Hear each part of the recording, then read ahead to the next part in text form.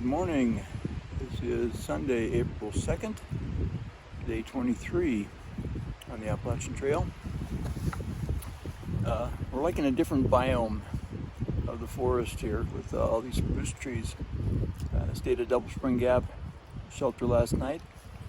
I was surrounded by the spruce trees. Beautiful, lovely setting. It got below freezing this morning. It was 31 on my thermometer when I looked at it as I got out of my hammock this morning. Very chilly, frost on the tarp, frost on the ground. I have both my puffy and my wind jacket on this morning, and wearing gloves as well. It's chilly. The wind isn't as bad. I mean, there's wind, but not like it was yesterday or the day before. We're 3 miles from Clingman's Dome, the 200-mile mark on the trail. At the last shelter, I've got a little less than 2 miles to go. I left camp. Excuse me. I left camp about 9 o'clock this morning, and the sun's out, bright. No clouds in the sky. Should be a really nice day for hiking. Have a long hike today. The goal is Icewater Springs Shelter, which is just under 14 miles, 13.6 or 7 or something like that. So I've got a long day of hiking ahead of me, but it's a beautiful day. Happy Sabbath, and there's the patriarch pushing on.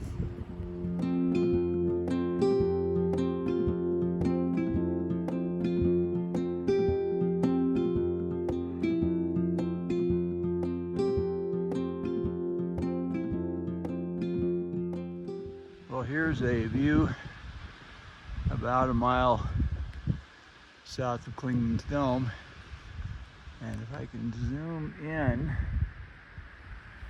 the body of water right there. One of the women that was here said she thinks that's Montana Dam and Reservoir. Gorgeous day. I'm glad I waited a day. I think the fog, the clouds, the rain has cleared out sufficiently to make for a gorgeous overlook from Clingman's Dome today.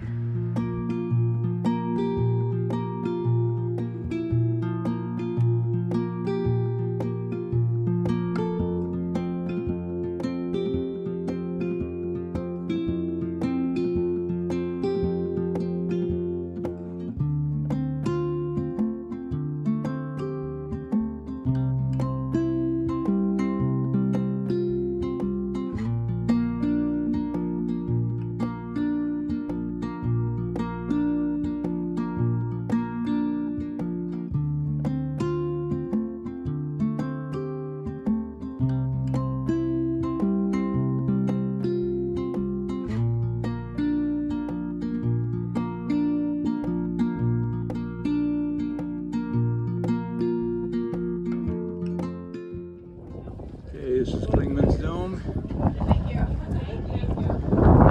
in the opposite direction that I just took pictures.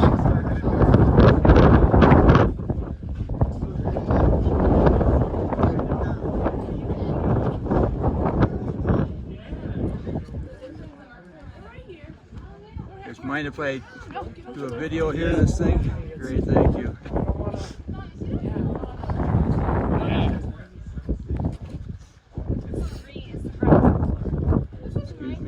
I'm going to try and do a video here. Thank you. We're not that hot.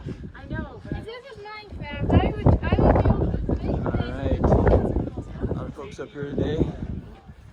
Yeah. So we'll go above these folks.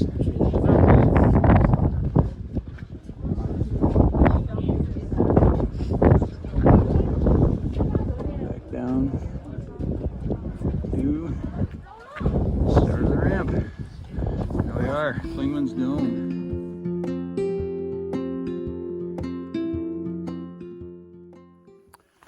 Alright, so I just left Clingman's Dome, mile 200. Didn't see a sign for 200 anywhere. Well, we know it's 200 miles, so that's good enough.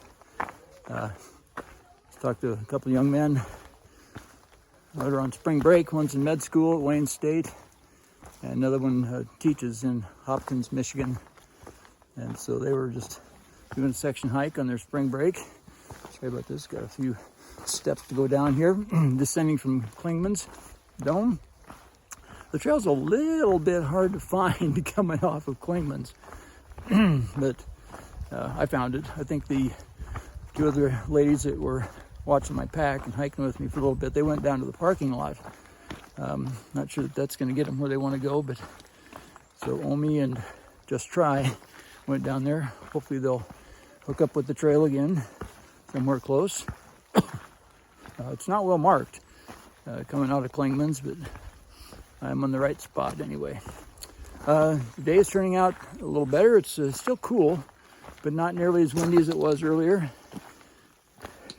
And the ice on the trail is melting. I got about 10.7 miles, 10.8, something like that to go to get to Icewater Spring Shelter yet tonight. So I'm going to have to make tracks. It's a little after 11. Maybe it's more like 11:30. I don't know what time it is. It's not noon yet, but close enough. I got to make some time. I thought there was another comment that I was going to make. Can't remember what it was, so we'll have to add that later.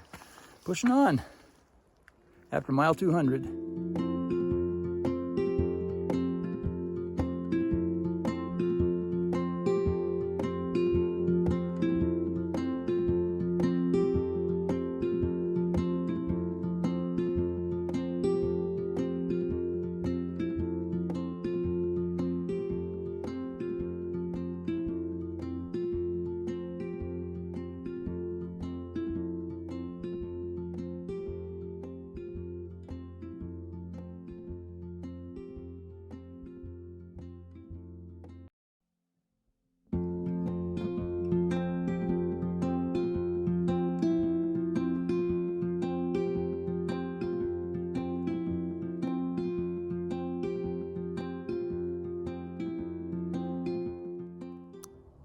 It is about 10 after 4 on Sunday the 2nd. I'm taking a break at Indian Grave Gap, or Indian Gap. I think it's known by both names. 1.9 miles to Newfound Gap. A lot of folks are going there and then get picked up to go into Gatlinburg, OAB. But I'm going to try and push on to Icewater Springs Gap Shelter, which is 5 miles. Probably won't pull in until after 7 o'clock tonight. One more up and then down into Newfound Gap, and then along up and a little bit of a down to get to Icewater Spring. So that's where I am at. Sun feels really good today. Temperature is moderated a little bit, but it's perfect day for being out. All right, stay green and keep growing. One other thought before I start hiking again. It's been interesting as I have walked through these forests of fir trees, a noticeable absence of flowers. I know in some of the hardwood forested areas there were flowers kind of everywhere. And I see some on the outskirts here, but they're not in the forest itself. Not sure what that is, if it's just the dense coverage of the fir trees or season. Maybe the flowers that typically bloom in a fir forest have not yet erupted out of the ground. Anyway, just an observation.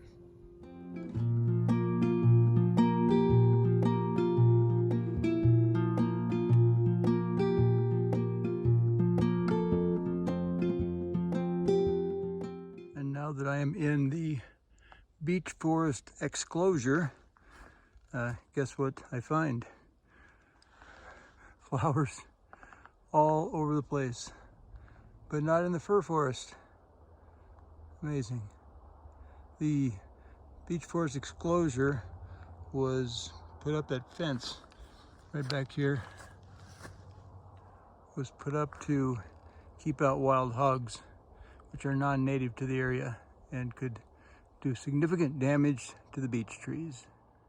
And here we are at the end of the exclosure. It's probably only a couple hundred yards worth of trail, if even that. But I was thinking about that term. I'd not heard the term exclosure before. Evidently an enclosure is designed to keep something in, and an exclosure designed to keep something out. All right, we're back in wild hog country. Beware. They are not afraid of man and will attack, as contrary to black bears, which are mostly scared of people.